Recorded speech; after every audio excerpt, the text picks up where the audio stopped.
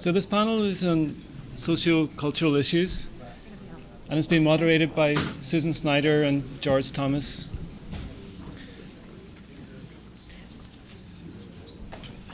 Susan Snyder, can you hear me okay?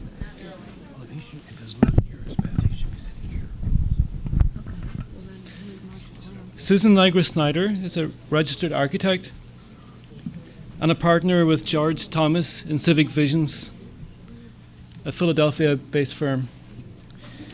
Susan investigates how local identity is expressed, maintained, and able to develop while being responsive to larger global and media forces that affect the realms of contemporary life. She has received University of Pennsylvania Research Foundation grants to study forces of consumption on urban form. Public service includes serving as chair of Philadelphia Redevelopment Authority's Advisory Board of Design, a member of the Fine Arts Committee of the Delaware Valley Smart Growth Alliance jury, and was one of my favorite professors, my favorite professor while I studied at the University of Pennsylvania. Favorite student. George Thomas is a cultural and architectural historian and has written and lectured widely on 19th and early 20th century American architecture with a focus on the relationship between cultural innovation and architectural design. His teaching seeks to understand the interconnections between history and patterns of modern life. He has written many, many books, which are much too long to list right now. Thank you, Susan and George. Thank you. We're very pleased to be here. Pull the mic to you. Pull the mic closer. I will say again, we're very pleased to be here. It seems to me that the entire day has been about culture, even though this one session is titled Socio-Culture Issues. The entire day has been about culture. And what is interesting is that we understand that culture is not any one medium. We heard at lunch, it's the spoken word, it's dance, it's how you treat each other, it's architecture, it's writing, it's music. Culture is really how we communicate meaning. And what we've been talking about today strikes me as talking about what are the values that begin to build the idea, that begin to be what you express in your meaning. What is the identity? Culture is really something that is iterative, it's dynamic. We learn from that, it's ongoing, it's changing. So it's a very interesting topic to try to get at the essence of. It's really not an issue of style, it's an issue of values, it's an issue of identity. It's something that we cannot predict where in the future it will take us. Everything that Susan said, I totally agree with, so that you have to understand that at the beginning. I'm a historian, Susan's an architect, and we see the world at sort of 90 degrees to each other, and we basically sort of move forward together, which is sort of fun. One of the images that comes to me is thinking back as a historian of the 20th century and Ezra Pound's great claim that the artist is the antenna of the race. And so we've got a great artist here to plug us into the way that art sees in multiple dimensions and helps us understand worlds that are coming that we don't yet know about, which is, of course, the great role that art is always about.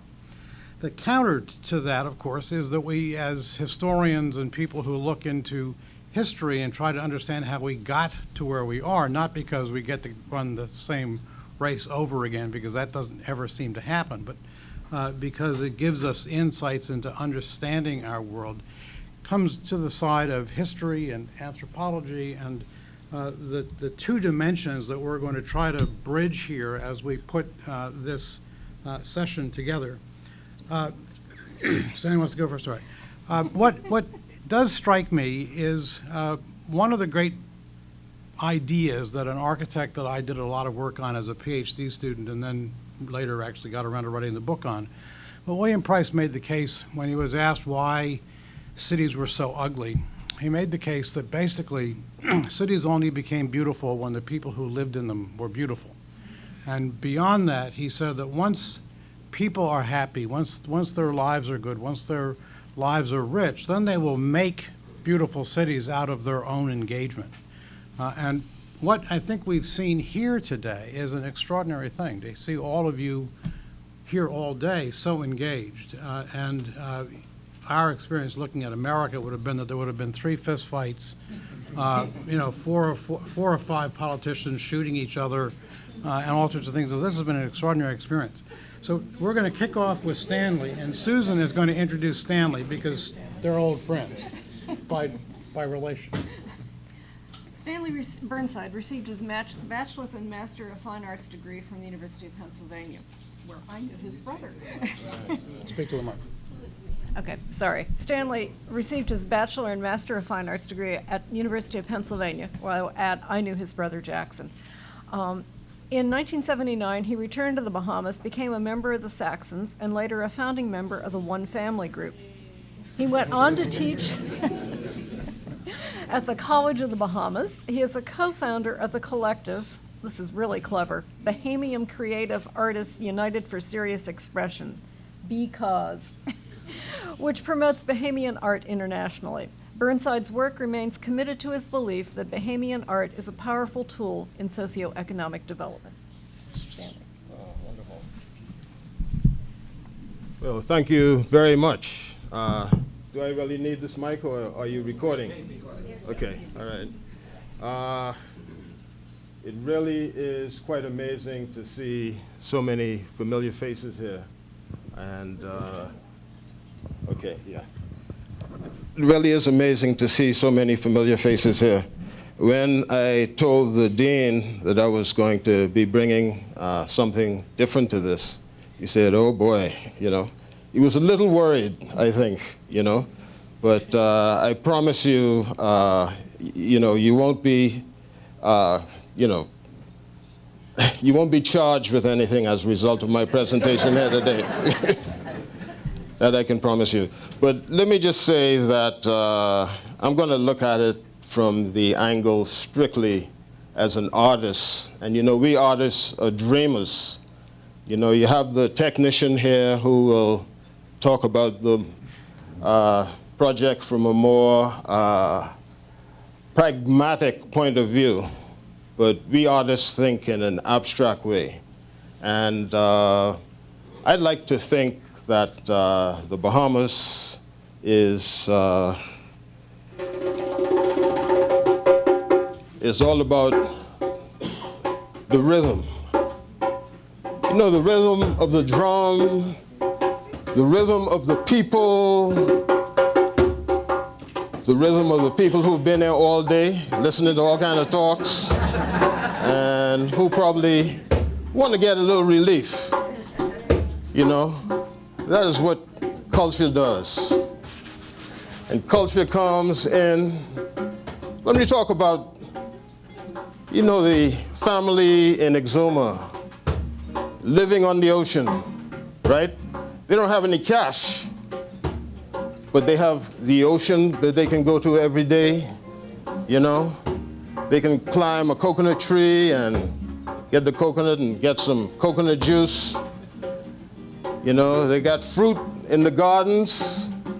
They can eat, man, That's wealth, right? Now what happens when the big project comes in and they take over the beach? The beach is no longer available, but they give the person a job, right? And he has some cash in his pocket, but he can no longer go to the beach. What happens? What happens then? That is my concern as an artist. So I feel that conferences like this are so important because you get the opportunity to communicate with the people and to find out what their needs are. I'm a great believer in the genius of the Bahamian people. I believe that we have the genius in our own hearts, in our own minds, in our own heritage to create the plan for the future of the Bahamas.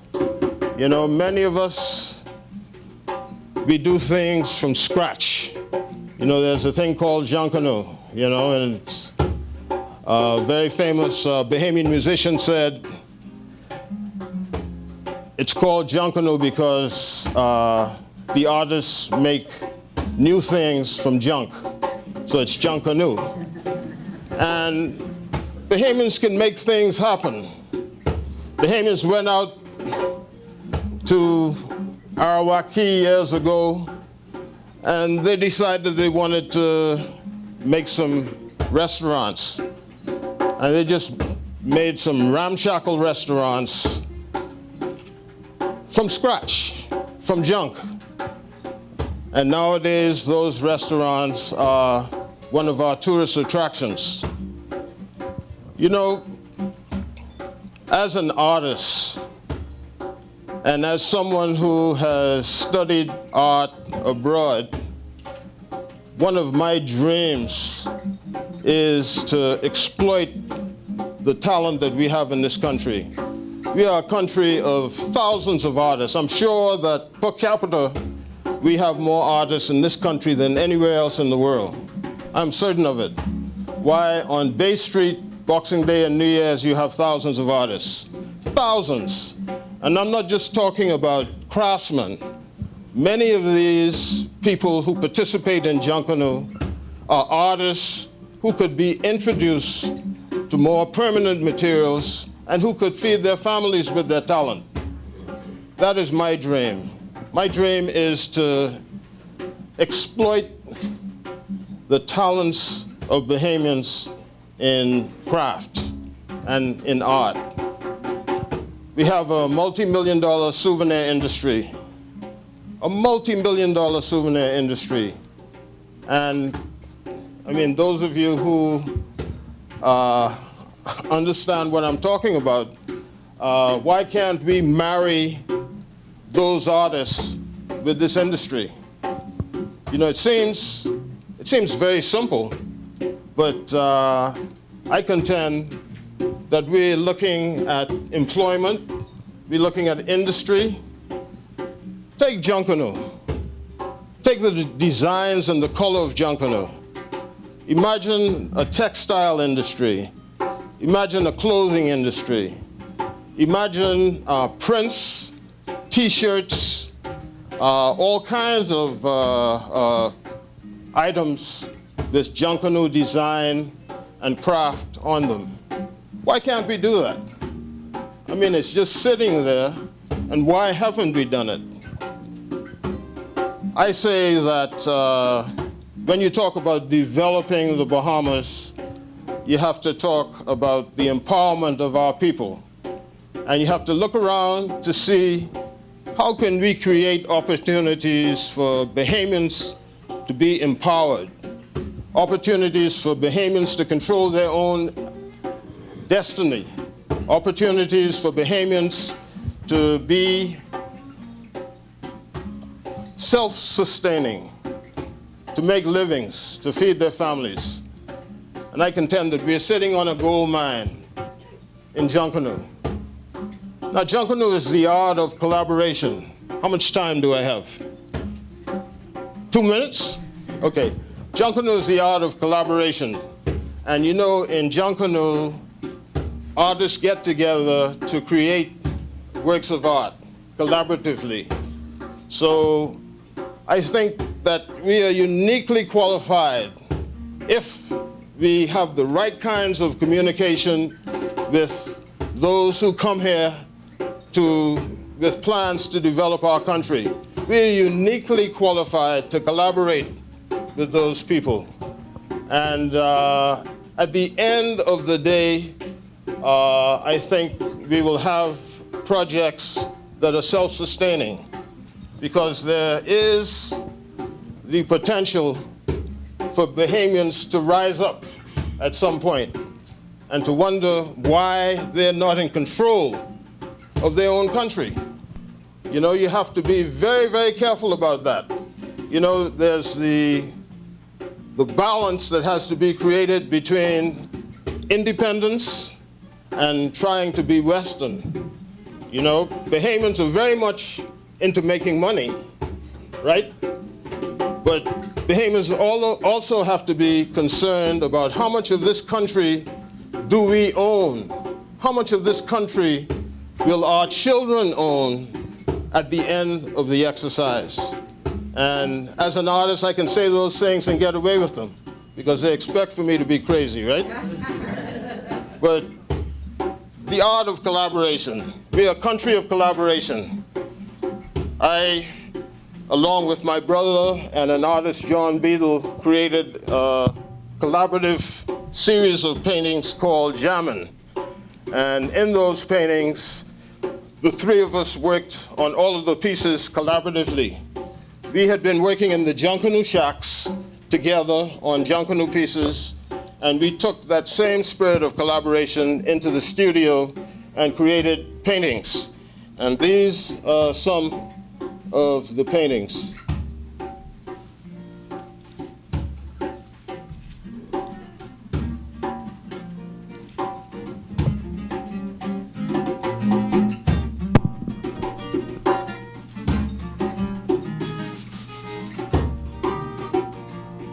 This was the first piece we did together.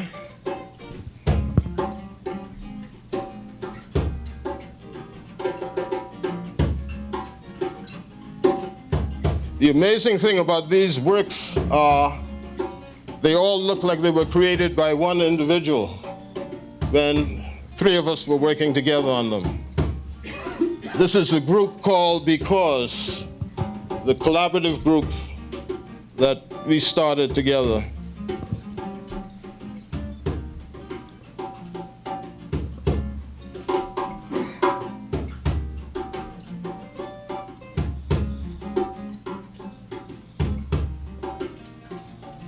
This is my brother Jackson, and we were working deep in winter. You know, it was very, very cold. It was about 65 degrees.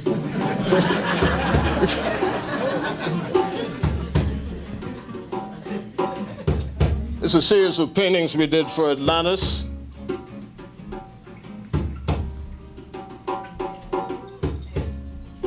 Some of you might have seen them.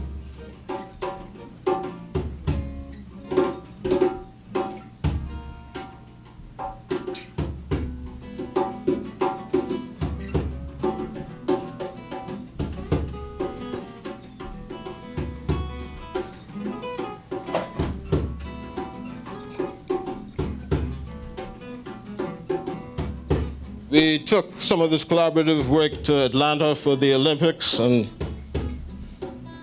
our cousin Sidney Poitier opened the exhibition. But I'm showing these just to show you an example of the kinds of collaboration potential we have in art in this country. So many Junkanoo artists work together and have been working together for years. And I think we have to find a way to take those Junkanoo artists and show them how they can use permanent materials to create works of art that will last and not be perishable like Junkanoo.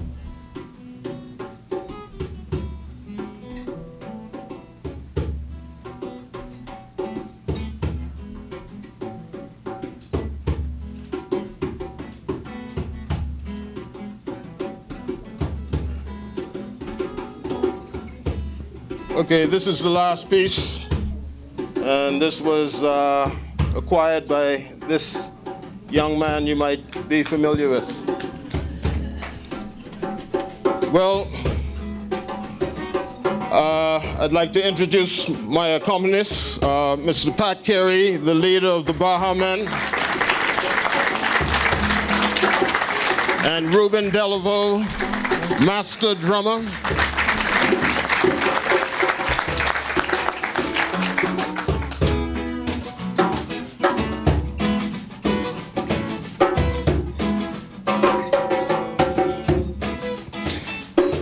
You know, Junkanoo is a wonderful thing.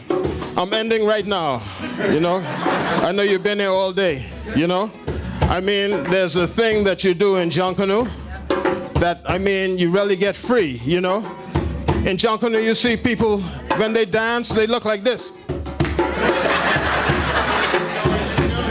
You know, they're just gone. They're freeing. And everybody can do this. Everybody can do this. So if you get the leaders of the project and the locals together and let them dance some Junkanoo,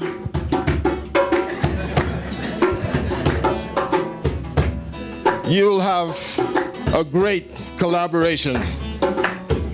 So I want to thank you for inviting me.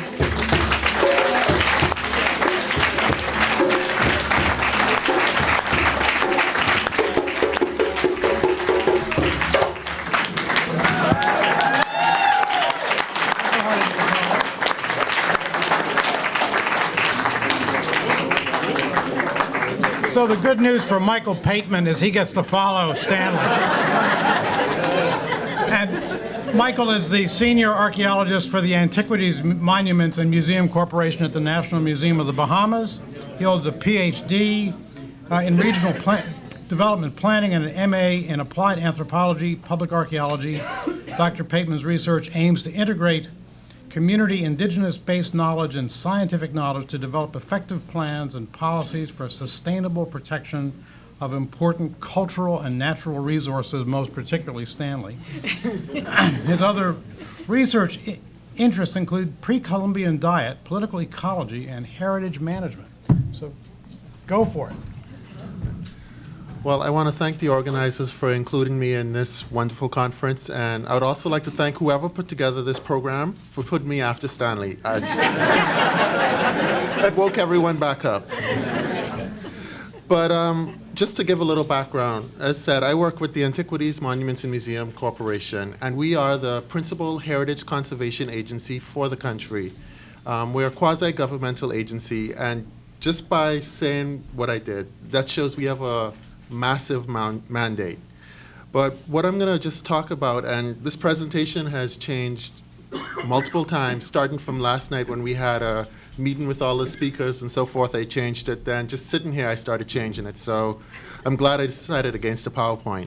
But I'm looking at sort of this central question of how do we consider the concept of sustainable economic development with cultural heritage? And I think this sort of ties in almost everything that we've been talking about. With my PhD studies, I felt like I was a lone wolf a lot of the times. I was the anthropologist in a group of economic development people. Everybody had a background in economics, planning, architecture. Everybody was concerned with economic development, but I always brought back, where's culture? We talked about sustainable development, and my argument was, yes, culture is included in part of sustainable development, but it's underthought about, and it should be, in my opinion, and this may just be my anthropological background, that culture is the most important part of sustainable development. And one of the broader questions that I'm going to look at here is sort of the question of heritage or cultural-based tourism, and ultimately how this leads to sort of proper planning and sustainability. So what is Bahamian cultural heritage? I think Stan gave an excellent example, but I don't think, and a lot of people have said this is something that you can put a definition on. There's just so many diverse islands, and on all of these diverse islands, we find just diverse and rich heritage. So our culture almost changes with the islands we go on. Even the way we speak, if you travel to a lot of the family islands, you find the dialects slightly different. You find the way they make the local bread different. Even when I went to the Turks and Caicos Islands, which is culturally and geographically is very similar to the Bahamas, the food was slightly different. I had peas and rice and it was different. I had crack conch and it was different, but it was still crack conch. So this is something that you can never really put a definition on. And we have to remember that culture always evolves and changes. One of the arguments I've heard a lot sort of locally is that, oh, we don't have a Bahamian culture because we take and adapt things and try to bring it into our own. But my response to that is, well, that's part of culture. Culture changes. But one of the problems I have, and we've even talked about it here a little bit with the tourism potential, is that we sell this concept of sand, sun, sea, people, and food when we talk about culture and talk about the Bahamas. And we also sell Junkanoo. But we have to remember that our culture is not only these things, and it's not only Junkanoo. And these are the things that we Bahamians tend to sell. And then sort of a little note I made to myself during another presentation is, we talked about using sustainable development to improve the quality of life. But to whose standards are we improving these qualities? We look at a lot of indigenous communities that we've developed, but the quality of life has gone down. Even in the Bahamas, with the recent electrification of a lot of the family islands, a lot of people will say that is development. But if you talk to some of the older residents of those islands, they hated it. It really changed their way of life. The introduction of phone systems through a lot of the family islands recently, that once again changed their way of life, and it put a huge economic strain on islands that weren't used to these bills and so forth. So did we really improve their way of life? But I just wanted to talk about some aspects of our cultural heritage, and especially our historic cultural heritage. And this begins with our, what I'll call our Lucayan legacy. Lucayans are the first natives to the Bahamas, and although they are gone today, they left a lot of sort of things behind, a legacy, including a lot of words that we use today. Hurricane is a Lucayan word, barbecue, hammocks, and so forth. Those are Lucayan words. And although it's taught that by 1513 all Lucayans were gone from the Bahamas, we know from archaeological research that especially on Eleuthero, we know that Lucayans were there when the English started to settle the islands. So if we want to put that in the context of Exuma, which isn't far from Eleuthero, there's the possibility that there were indigenous people in the Bahamas when our current cultural ways started to form. So how much of their culture and lifestyle has survived today? We also have this legacy of Columbus that we like to push under the rock somewhere. But one of the arguments I also make is that the landfall of Columbus at San Salvador, whether it's Cat Island or San Salvador, I won't get into that argument. It's the singular most important historical event in the New World. And we Bahamians, except for those who actually live on San Salvador and some people on Cat Island, this is an event of our culture and our heritage that we ignore and we like to disregard. I'll give an example of now we have the National Heroes Day instead of Columbus Day.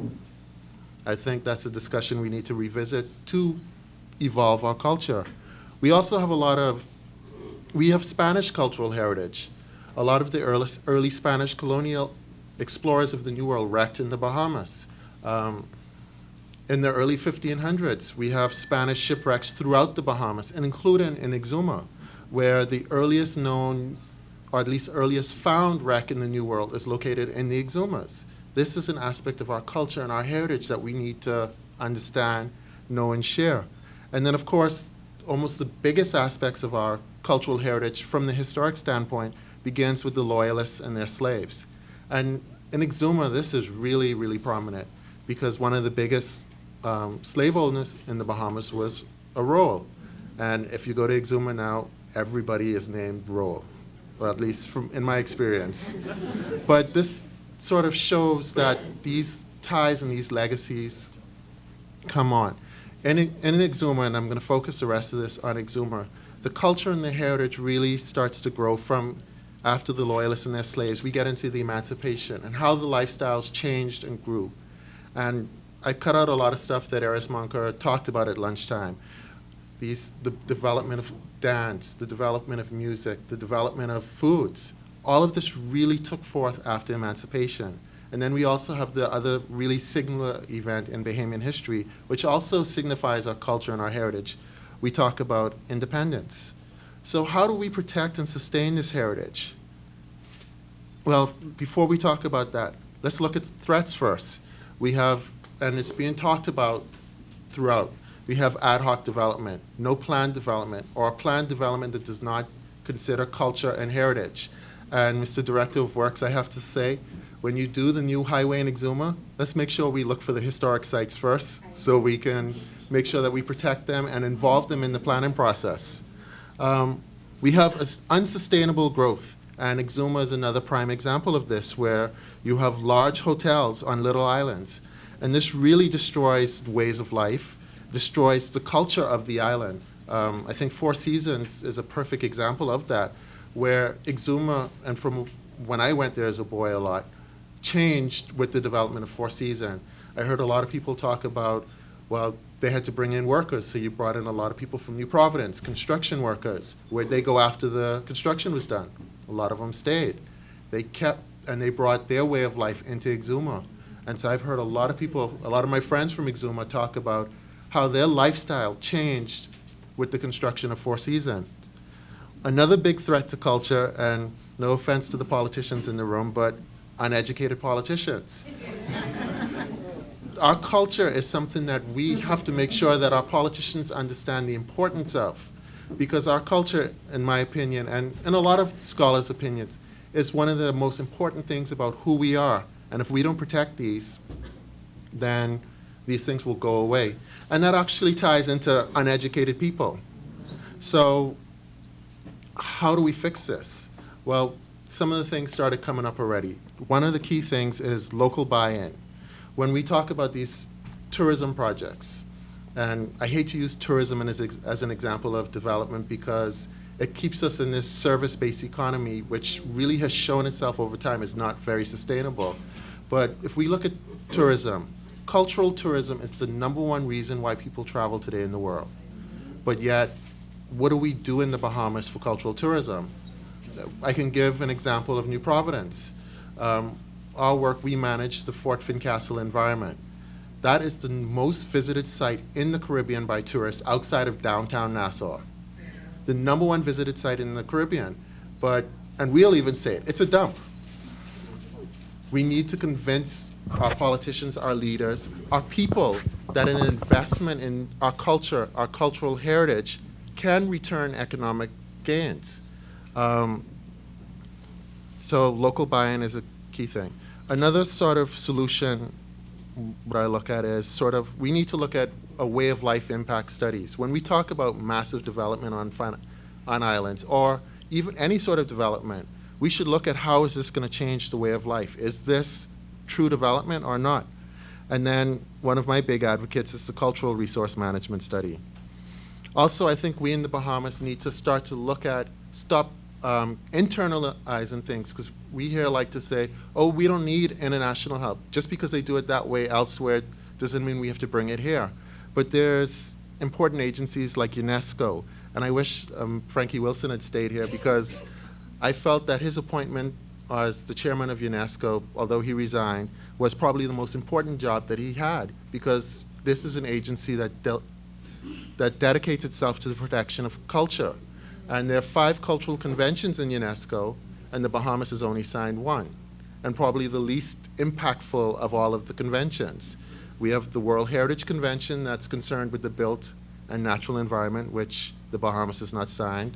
We have the tangible cultural heritage, which that convention gives money to countries to develop cultural policies, but the Bahamas cannot benefit because we haven't signed. There's intangible cultural heritage, which we haven't signed, and then underwater cultural heritage. And all these forms of heritage are things that the Bahamas has, Exuma has, the islands have, but we're not benefiting from. And this where goes into my final point of where I believe, and we all should do, education is key. We can't have forums like this and not go out and educate. When I asked the question earlier, in one of the earlier sessions, is how many government officials, when we do these projects on family islands, do we actually go out in the community and educate the people outside of local government? Because we can do a project, we can inform local government, and they can inform their constituents, but some information will be lost. But when we present it, we can educate the people and they can understand the importance, and that's where we begin to get the local buy-in, and we can build a sort of bottom-up understanding of the importance of our cultural and these things that we're trying to do. Thank you.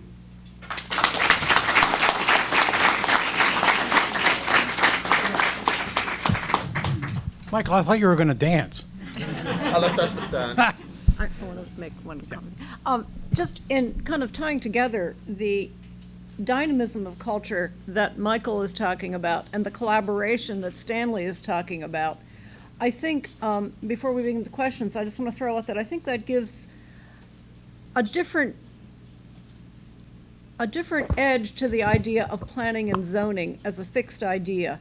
but that might in fact be a collaborative, impact-based idea, such that it's not something that is fixed in stone forever, but something that has a dynamic quality and a collaborative quality as it goes forth, which is something I know exists in Cambridge, Massachusetts, but doesn't exist in many other places in the United States. There's a lot to learn from impact zoning instead of fixed zoning, which would aid the plans and might bring these two ideas of dynamism and collaboration always on the table and always together. Let me say one other thing too that did strike me as I look across this room and think of all the people that come here. It occurs to me that one of the issues that every resort has to deal with, every place that is both a nation, a home, a resort, is that everybody has their own vision of it, their own fantasy of what is the perfection of this place. And part of the game that all of you have to grapple with is all the different visions. So to me, this was a wonderful way to sort of bring ideas together, but there's certainly got to be questions. Comments? Comments? Criticism? Yeah, I just like to ask a question based on the comment that Michael made about large developments that impact the way of life of communities. When I worked at the Basque Commission, we had flagged for Exuma the fact that one of the large developments had resulted in increase in prostitution, sexually transmitted diseases. But we were told by the administration at the time to stick to environmental issues and not ask those types of questions. So what I wanted to know is, I know this is mainly a design and planning project, but is there any scope to look at the social issues that are in the Exumas? There is teenage pregnancy, there is drug use, there is alcoholism, and how do you address those issues while trying to make the Exumas sustainable?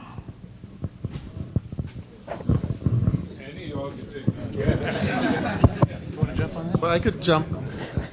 Stacy, I've had that similar sort of thing come up before. I know with the Rumkey development, I brought up the same thing about this is such a massive development for a little island. What about the social impacts? And was told the same thing.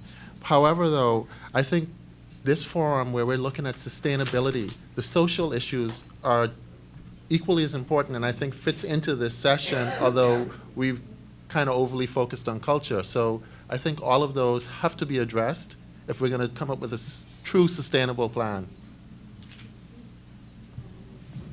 Hi, Mark Daniels again from the Levy Reserve in Eleuthera.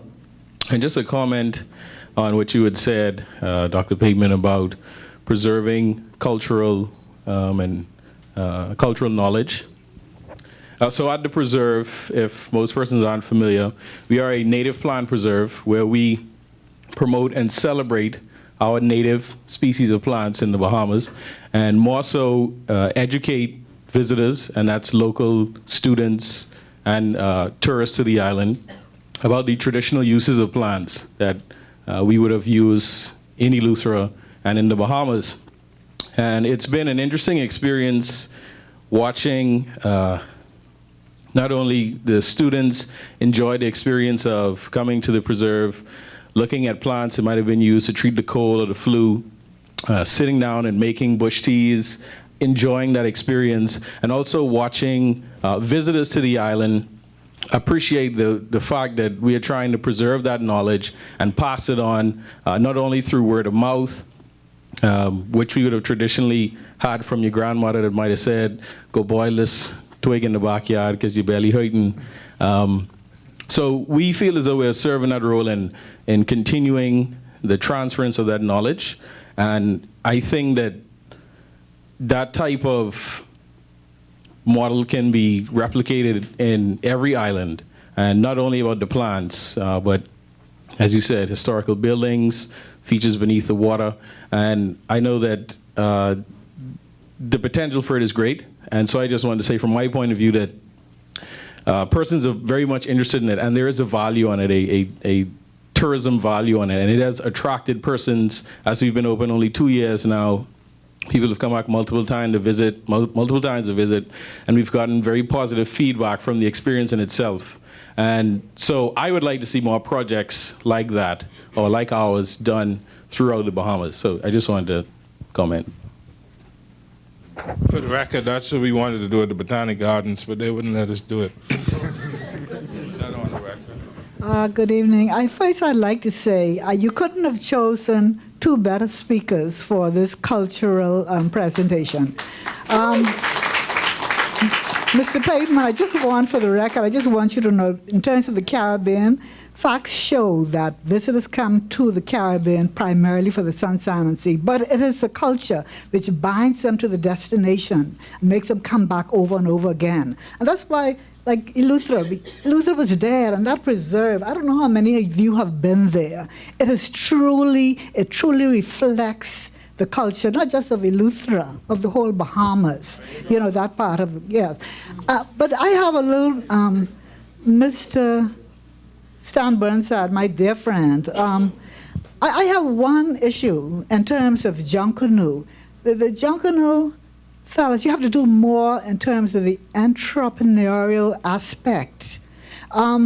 You know, like I have a little vacation rental property, and my guests all go to Junkanoo. They came back, they say, hey, I saw no souvenirs, no Junkanoo souvenirs. Why can't you have more involvement? Why can't you have costumes where we could participate and so forth? I think there's so much more. I think you look at just, you spend so much time on the two events that not enough is being done in terms of truly promoting the culture of Junkanoo, and there's so much more. I have a million one ideas I would like to throw to you, but you really, I'm preaching to a believer, because you and Jackson and some of the others have done. Look at what you did with Dungalik, and look at some of the other projects that you did with your artwork and so forth. But the Junkanoo community has tremendous potential that you're not exploiting. Amen, hallelujah. You're preaching in the same church. That is one of the tourism icons of the Bahamas. You know, give her a round of applause. Mrs. Angela Clare. And I agree with you, Angela. I mean, you know, my brother, before he passed, he had this saying that by the year 2020, more people will come to the Bahamas for culture than for sun, sand, and sea. And I agree with you, that's possible, but we have a lot of work to do. Sitting a few seats over from you is Angelique McKay, who has done a lot of work in that regard and has some tremendous ideas that she has put into fruition. And I think, you know, I agree with you. We're sitting on a gold mine. I mean, there's so many opportunities for entrepreneurship in Junkanoo. I have a group that performs at Paradise Island twice a week, on Wednesdays at 9, Saturdays at 9:30, by the way, in Marina Village at Atlantis. And we've been performing for 10 years now. And I mean, so that's a sustaining employment opportunity. And I think there's so many other opportunities that can come out of this thing called Junkanoo. So I totally agree with you, and thank you so much for all the work that you've done in tourism and keeping us grounded. Thank you. Me add on to that, though. While we do have people come for the sun, sand, and sea, part of it is because we do such a poor job of selling our culture, not to tourists, but to ourselves. I mean, now that you're on our board, you see the fight we have with the locals on admission to sites. We have to educate our people better. And by the way, Angelique works with us now, so. You're lucky to have her. Yeah. Question here. Comment. Yes, I would just like to say that I love that guy, Stan Burnside. And I love you too, Chris Maxey. yeah, baby. He sacrificed his son to the island school many years ago. And literally, he is a symbol for creativity and imagination. And that is, and I'm borrowing from many great thinkers. This is not a Chris Maxey idea. That is going to be the trick to make these magical places work, is human creativity.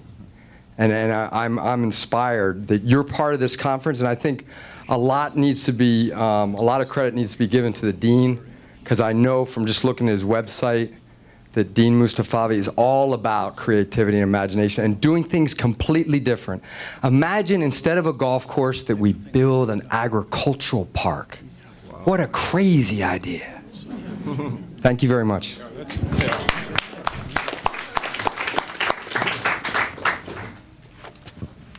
I was jumping because I'm hearing things. It seems like there needs to be an entrepreneurial center in this nation that helps people bring ideas to realization. And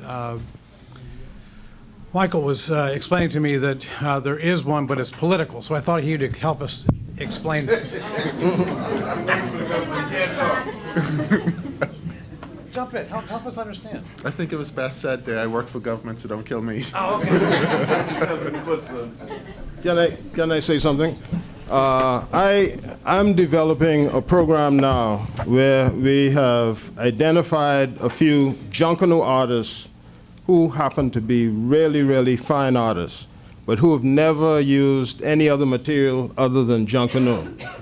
So we want them to be able to paint and sculpt and make items that can hang on walls in museums and go into sculpture gardens. Because we feel that these artists, every year, are just not using their talents, And I have friends who come to the Bahamas every so often, who I studied with in the US, artists who know about art and artists' talents. And they look at some of the guys working in the Junkanoo shacks, just drawing on cardboard and using cardboard to create sculptures. And they say, my God, man, how could a government just ignore all of that raw talent? I mean, you're sitting, and I hate to say it over again, you're sitting on a gold mine. The creative talent of Bahamian people in Junkanoo, and I agree with you, it's not just Junkanoo. I mean, it's so many other areas that are just as important as Junkanoo. But the creative talents are, we really, really have to find a way, like Angela said, to exploit it, I just wanted to say that. All right, good afternoon. My name is Cameron Saunders. I am a Deputy Park Warden for the Bahamas National Trust.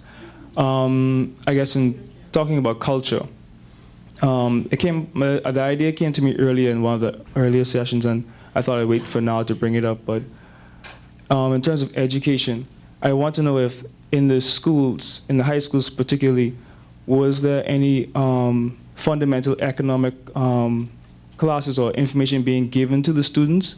And if there isn't, I want to know if it could be, incorporated into, a mandatory curriculum. I guess as everyone's saying now, talking about culture, we are people who, anybody could be creative, but to marry creativity and kind of business tactics, I think is a way forward. So I wonder if you could speak to that, please. Well, I'm also chairman of the board of the National Art Gallery of the Bahamas, and the education officer at the National Art Gallery has developed a teacher's kit that traces the whole history of Bahamian art from the beginning to the present. And they have given these kits to the teachers in the various schools. And I think that's only the beginning of an education process about the importance and the contribution of the artists in this country. And I don't know if that answers your question. But Okay. along those points, Partially, he said. we also have an education officer and is in the process of developing things for the schools. But a lot of the cultural heritage, what I was talking about and what we focus on, will be things that are taught in history. And unfortunately, history is not a mandatory subject here, so some get it, some don't. But culture is almost, in my opinion, culture is something that, as I said, changes and evolves. So that would be something that's difficult to teach in a classroom setting. What is Bahamian culture? Because we live it, we breathe it, we act it, we do it. Almost everything we do can be tied back into our culture. And so, I think one of the big steps is we need a national cultural policy, which I know has been drafted. I don't know where that ever went. And we need cultural legislation to help really mandate these things, which unfortunately we don't have. And we also need one other thing to add to them down here. We need to use Junkanoo ourselves as a people. And we've done something, and this is an ad, people, so I hope I don't have to pay for it. This coming Saturday, we are going to have the second annual Exumas Society, Cancer Society Ball. One of the things we did last year at the ball, and we'll do again this year, is we instituted a competition that is a masquerade ball. But the theme has got to be Junkanoo. And so the mask's got to be Junkanoo. So we're giving first, second, third, and fourth prize to the best mask made by an attendant, and we will judge that. And this every year this is going to become an event. It's the masquerade ball, the Cancer Society masquerade ball. It's a Junkanoo theme, and you have to put your mask in competition, but you have to make the mask or have it made. You can't buy a store-made mask like a lot of us did last year. So, you know, that's one way that we can get Junkanoo into the culture, is by using it in different ways like this. And we're looking forward to, if you're in Exumas Saturday night, even if you don't have a mask, come, but please bring a mask. There'll be, because it's a charity, there'll be no charge, but if it was your private business, Minister DeVoe? Thanks. I just wanted to make an observation regarding the, and I hate to fall into a trap of appearing to be helpless, but it is incredible how difficult it is to find information on the history of the Bahamas. I read 3 books recently.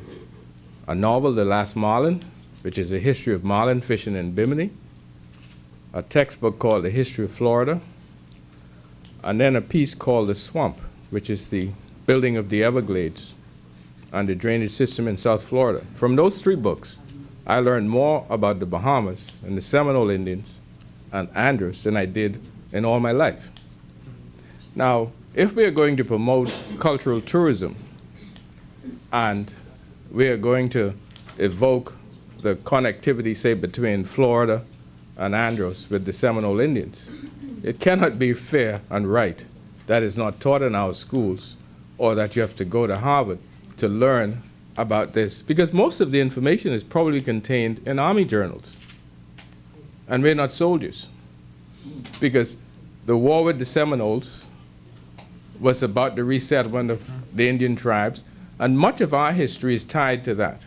So it is difficult to explain how challenging it is for a young entrepreneur seeking to develop a tour that is relevant, historically accurate, and culturally well-founded, to say, okay, I want to do something about the Chamberlain estate in Andros and the Seminole Indians because I want to promote my cultural history and my tradition to visitors.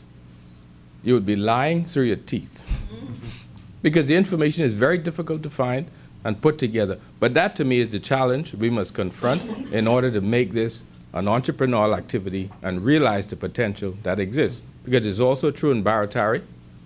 I hear the story about the rolls and Pompeii and whatever, but the inaccuracies that you uncover, and I think it's a betrayal of trust, where people are going looking for their history, for their roots, and some schemer is lying to them about what actually happened.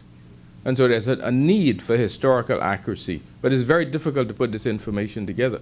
And I think one of the things that should come out of this is perhaps a way to do what has been done in the great cities, such as London, where you see some of the plaques on walls. They're historically accurate, they're research, and it's summarized in a few paragraphs. We can have some of that about what happened in Red Base or what happened in Roll Town.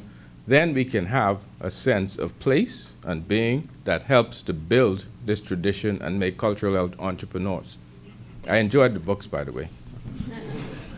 May I add to that point, though? I mean, there is a book on the Seminoles of Andros, but it's a very academic book. And that's now where I start to blame my colleagues who've worked in this field before me, and even myself. I've published in the academic world, but I really have never put out a general publication for the public. So it's about how do we get this knowledge that's in here and in these academic journals out to the Bahamian people. There's lots of information about these sites that we have at Antiquities that we have to figure out a way to disseminate to the public better. I could talk about a project we're working on now where we are doing that, which includes some aspects of Exuma. We're redoing the Pompeii Museum, which most Bahamians knew burned down in a fire. And we're doing aspects of Bahamian slavery. So it's a real sort of look at slavery and emancipation in the Bahamas. But part of that, we're doing such detailed historical research that we'll be able to provide more information so that not just the information that Gail Saunders put out in the 80s or that academics have put out will be there. It's going to be more for high schools, primary schools, Bahamians, so that tour guides, everybody. It's a challenge about making sure you have the historical, authentic information, because some tour guides believe, oh, they just want to hear a good story. But no, people want to hear the truth. We could look at, on New Providence, we have Blackbeard's Tower, which was never occupied by Blackbeards. It's a name that was created by tourism in the 50s, and it's created a life of its own. So it's these type of things that we have to fight against.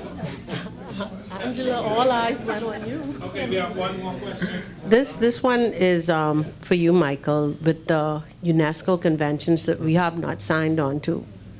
What is the disadvantage? Why, because there must be some disadvantage why we have not signed on to the 4 most important ones. And in us signing on to that, it assists us in the marketing of that which is our culture, because you have the tangible and you have the intangible, and because we're such an oral society, we get to tie into all of that. And we have so many sites throughout the Bahamas that, we can just market ourselves through UNESCO for the culture and heritage of our country. So what are the disadvantages, and who is the driving agency that gets to convince our politicians to get our chairman to sign on to these? Well, the disadvantages, honestly, I've not found any yet. Before, it was a lack of education to the politicians, and this is where, once again, I blame us, is we didn't do a good enough job educating the politicians, at least in my opinion, from the feedback I had gotten. So World Heritage Convention is something that Antiquities is pushing forward. I believe the Bahamas already pays our UNESCO dues, and the financial commitment comes out of that. The tangible and intangible cultural heritage convention should be something that the Ministry of Culture pushes, or the UNESCO desk sits under education. So there is confusion about responsibilities and roles. Underwater Heritage Convention is the one that there are some issues, in my opinion, with signing, because that's the one that limits the country and puts really strong stipulations on what you can and cannot do. But the rest, I've not seen any disadvantages. Are these politicians educated as yet? We're working on it. I believe we're close to signing the World Heritage Convention. I can't speak to the other one, so sorry. I just say something about the We're recording, so you have to use a mic. That was the last problem. I've done a little work on the UNESCO heritage sites in Mexico, and I don't know if it's for sure the same thing here, but one of the downsides is going to bring us back to the discussion about economic development. When you work with UNESCO, they are very restrictive about what can be done on properties and lands. So it could very well be that the kind of fear of losing the capacity to sell land to private developers is what's getting in the way of signing the UNESCO heritage agreement. Yeah, that should be the last comment. Thank you, Michael. Well, to answer that, if a country does sign the World Heritage Convention, when you nominate the site is when you start to put the restrictions on the country. There is limitations on what you should do to a World Heritage site. And once a country has nominated the site, and we're talking about, once again, cultural heritage and heritage tourism, why do you want to develop that site? People are coming to see that site as a heritage site. So, and you can't... We're talking about politics. It's not why you and I want to develop it. It's why the government won't sign on to that, because the government is looking for resources from private developers. That's not our case, though. It's just, it's not... So, yeah, it's no, you're right. It's a big issue, but I think it's a minor issue. But Who knows? Good. We just want to thank the panel for being, I think, the best panel of all time. And the musicians. And particularly the musicians, but just to say what a great event this has been and how much fun it's been. Good. Thank you. Thank you very much. So, now to wrap up, and I know you're all sitting there wondering, what thoughts have we gathered? What phenomenal thing we're going to put forward as our next steps? But it's really important that, and this is really important to the Dean and to Gareth and to the process, is that the process continues to evolve. We do not have set ideas. Bringing these experts here today, whether it's Stan with drums and guitars trying to make everybody else look drab and boring, or whether it's Michael accepting self-blame for all sorts of things, or Erez Monka, his tour. Who couldn't be inspired by those Cat Island names and think deeply about what he has lived through and what the opportunities are. So this is a real exercise, and I don't want anyone believing that Harvard really is intent on writing this prescription for us. Harvard is intent on continuing to facilitate the process. So next, there are going to be several other initiatives that take place. There's going to be executive leadership training. There's going to be career discovery opportunities at Harvard. There are scholarships for Bahamians included in this program. Those will not be political appointees, so do not run to your MP. Those will be, we will have to apply and pass Harvard's very rigid application process. So don't run the MP for that. And also, we're going to have some of our friends from Harvard going into communities over the coming months and sitting, talking, listening, trying to understand more about this process, trying to pull out of you. Because, Bahamians, we often don't like to talk because, I'm typically shy, like most of us. We don't like to talk in large forums, but often in one-on-one conversations, and that's what the process will be over the next couple of months, and that is going to inform where this process goes. So I really would like to thank all of you, the DPM in his absence, the Dean, Mr. President, Neil, all of you who have sat, who've contributed, and I hope that all of you will be inspired to think more about it. The Facebook page is going to continue to remain active as an opportunity to present your thoughts. Those of you that weren't able to crystallize your questions, send them to us via the Facebook page, and we'll make sure that they get attended to. Thank you all so very much. This is really, for me, and we've been, Eleanor, my partner in crime, not crime, we're not criminals, but Eleanor and I, have run a parallel course through the public service and in the environmental arena, in the NGO sector. And we have always been looking to make sure that opportunities like this present themselves for Bahamians to get involved in the process that gives us good guidance for what happens to our country, 200 years from now. So thank you all very much. I'd like to remind you all that a very important conference is taking place. This is my brainchild, so you all have to be here. We have the first Bahamas National Natural History Conference, which is taking place here at the College of the Bahamas from the 5th to the 8th of March, so in a couple of weeks. We have had phenomenal responses, over 100 abstracts. We're going to have a roundtable in landscape ecology that Gareth has promised me he's coming back for. So I don't know if you've asked the Dean for permission, but I've put it out there. And all of you should come, because it's going to be an incredible, I'd love to have people like, Dwayne Curtis, who's been one of our lead scientists in the country, to come and listen to these and give these people advice and guidance about the type of research that we want. So March 5th through 8th, It's going to be, we're going to have parallel sessions because we have so many. Some are going to be held here, some are going to be held at the Performing Arts Center. And we also, in addition to those 100 abstracts, I think about 80 talks and about 15 posters, that's up to 100, and about 7 or 8 incredible films. So please come back. So right now we have a reception over at Choices Restaurant, and you're all welcome to come and join us. Oh, sorry. We would like to actually, yeah, Rochelle, come, stand up here, come. Come. So Rochelle Newbold is, you know, and this is important, that the process is being driven by Rochelle. Rochelle is a very qualified, competent, dedicated Bahamian, and she has been, I'm not going to repeat this ever again, but this was important to everybody involved in this process, that, you know, the donors, the dean, everybody, that this be led by Bahamians and facilitated by Harvard. And Rochelle Newbold, all of you will get to know very well because she's going to be involved in this process for the next couple of years. And she wants me to tell you to please leave your name tags because we are recycling them for future events.